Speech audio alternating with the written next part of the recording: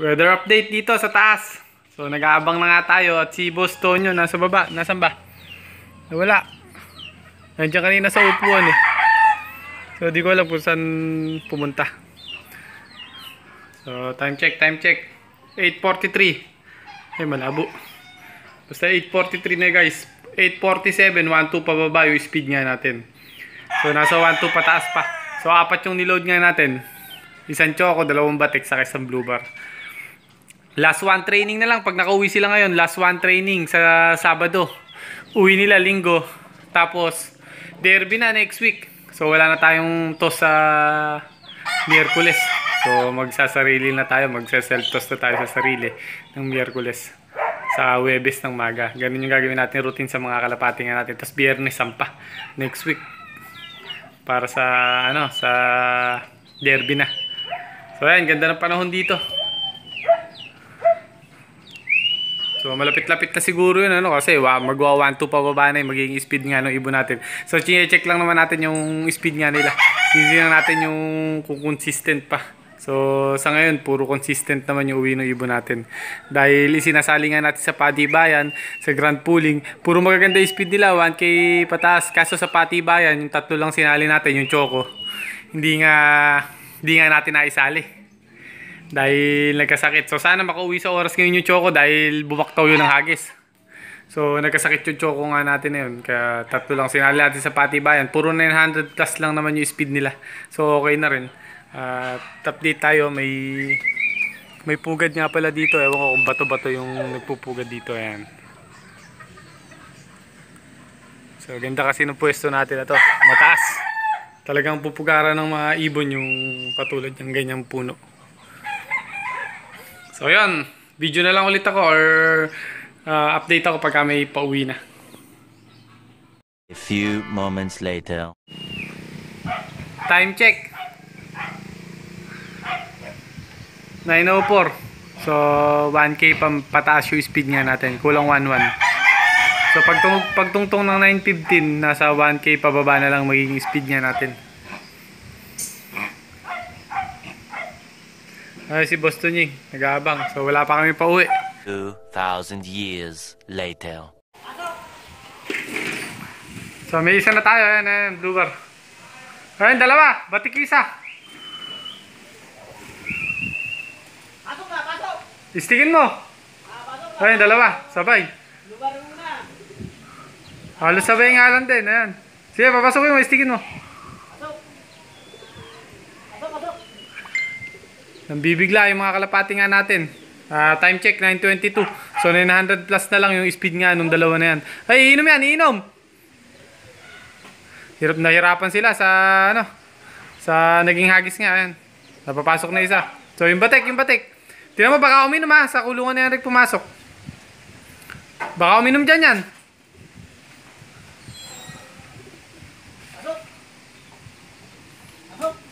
Sige, wag mo ulihin.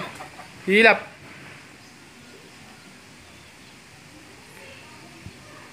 So, yata. Nakalimot yung kalapati natin. Ayun, sa pagod. Sige, ulihin mo na, dahan-dahan. Sige, kulong muna, boss. So, ayan, nakakadalawang ibon na tayo. So, dalawa pa inaabangan natin. Isang batik, saka isang choco. So, kapangit tuloy. Naging video nga natin. At biglang nagulat ako. Nandito na. Pag open ko, bababa na. So, bumuelo lang. Bumuelta, saka bumaba. Sabay sila halos. Si Boss Tunying Yan. Last two.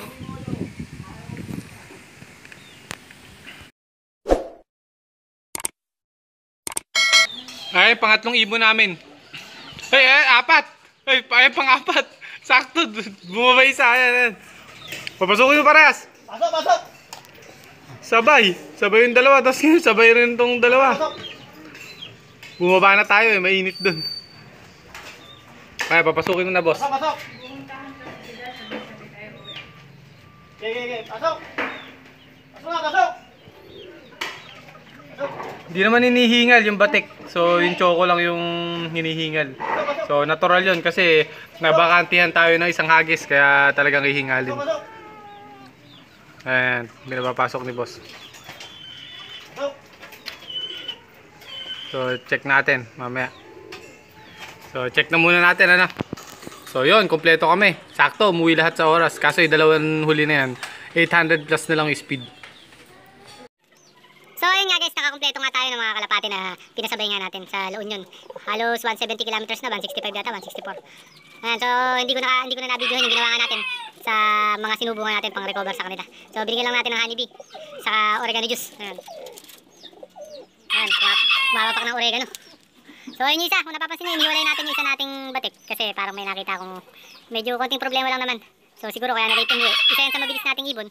Siguro kaya na-late umuwi dahil yun nga, may iniinda siyang di natin alam kung karamdaman o stress lang. So para malaman natin kung ano ang kondisyon niya hanggang mamayang hapon, ginulong ko sa ganito. Para kung sakaling dumumi siya, makita natin kung okay yung dumi or kung may problema. Kasi may konting konti pa naman siyang kinain, ano? So hindi tulad nung mga to, may natira man siguro mga nasa 5 butil lang ganun. Pero ito, medyo marami. Medyo marami yung natira sa kanya, siguro nasa 30, ganun, pataas yung butil na kinain niya kahapon. Yun yung natira. So, kasi pagka umuwi yung mga kalapati, hinawakan ko isa-isa yan pagka ako nandito. Talagang check ko kung may laman or wala. So, yun. Wala namang gaano yung mga laman nito kasi pagka ganyang hagis, medyo nagdadagdag tayo talagang malaki butche. Minsan pag umuwi yung mga kalapati, lalo na pag malayo hagis, nagdadagdag tayo ng pagkain. So, pag umuwi yung kalapati, kinakapa natin yun. Natural lang naman na may matirang konti. Pagka ganyan. Ang problema lang pag masyado marami yung natira. So, inihiwalay na kagad natin para maobserbahan natin. Total, nandito naman ako maghapon. Maobserbahan natin to. Yung isa na to. Tapos gusto niya lagi, nung pag-uwi niya kasi para puro tubig ang gusto. Ito, pagkainom, okay na. Siya, uminom, talagang halos gusto niya ubusin yung tubig. So, natural naman yun dahil pagod yung kalapate. Kahit tao nga, pag napagod, ganun yung ginagawa. Pero iba kasi, pagka kabisado niya yung kalapate, iba yung dating nung pag-inom nga niya ng tubig. So, malalaman natin hanggang mamaya kung stress lang. Kasi minsan, pagka-stress yung ibon, talagang ganun, ano, hindi ganun magtutunaw. Tapos, basta may mapapansin kayo na kakaiba sa mga kalapati nyo pagka-stress. Hindi normal na ginagawa nila. Kasi kung kayo nag-aalaga niyan, alam niyo yung normal na kilos ng mga kalapati. Kung ano yung ginagawa nila, pag-inom nila, pagkain. Pero pagka iba na yung ginawa nila, so maninibago kayo. Pati sa hipo ng katawan kasi nung nilod ko kahapon, laging buo yung katawan nito pagka niloload niya natin. So nilod natin kahapon ng hapon. Parang kulang. Yung hawak ko sa kanya, kulang. Talagang nanibago ko. Kahit na malakas naman kumain. So, yun nga, ano. Ganun lang naman yung tips ko rin sa mga newbie. So, kailangan kabisado nyo yung kalapati nyo kung may problema na wala pa. So, ito, nagmamahinga, no? Ayan, no? Tapos ito, nagmumukbang ng oregano. Ayan, inubos yung oregano nakalagay. Ayan natin dyan. So, yun nga, ano? Hanggang dito lang, guys. So, teka, pakita ko lang sa inyo. Ayan. Bubuksan natin, ha? So, gusto lumabas, eh. Papaalam na sana ako kasi gusto lumabas yung kalapati nga natin. Para mapakita ko sa inyo yung... Teka, ito. Ayan, nakita nyo, punong-puno na yung butsi ng tubig pero umiinom pa rin siya. So, yung iba, tumutuka na ng dahon ng oregano. Siya, puro tubig pa rin na gusto, inom ng inom. So, malalaman natin hanggang mamaya. I-recover lang muna natin para maiwas, matanggal yung stress niya. Tapos, kung may problema man sa katawan ng kalapati nga natin, maayos na kagad natin kasi nandito nga naman ako. Hanggang bukas ng maga, ma-check natin yan. So, hanggang dito lang guys yung ibon natin. Ibon tuloy. Hanggang dito lang guys yung video natin. Ingat kayo guys, God bless.